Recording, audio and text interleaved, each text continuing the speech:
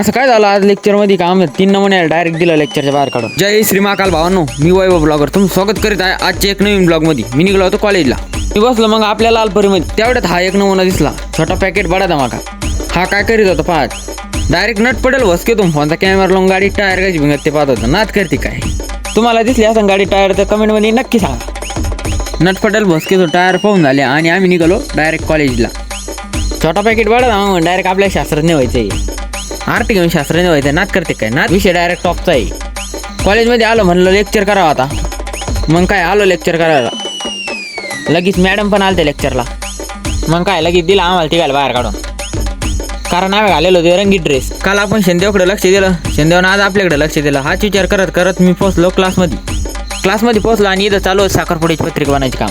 म्हणलं आपलं इथं काही काम नाही. लगेच तिथून उठलो आणि बसलो मॉनिटरवर. 1-1.5 तास कोडिंग करून डायरेक्ट आपण बनवलं, डायरेक्ट कॅल्क्युलेटर बनवलं टॉपचा विषय. मग काय कॅल्क्युलेटर बनवलं आणि निघालो बसस्टँडकडे. बसस्टँडवर पोहोचलो आणि आपले मित्र म्हणाले आम्हाला ब्लॉकमध्ये. म्हणलं तुम्हाला ब्लॉकमध्ये नाही घ्यायचं मग कोणाला घ्यायचं विषय. ब्लॉकच्या नादात बस पण लागली होती. बसमध्ये भली गर्दी, उभं राहायला जागा भेटली ते तरी बरं झालं. त्यात पण बस आपल्या टॉपवर नाही थांबली, डायरेक्ट गावात घेऊन म्हणलं शेंदेवनं आज डायरेक्ट आपल्यावर असीम कृपा केली. असेच नवनवीन ब्लॉग पाहण्याकरता फॉलो करा. ब्लॉग शेवटपर्यंत बघितल्याबद्दल धन्यवाद.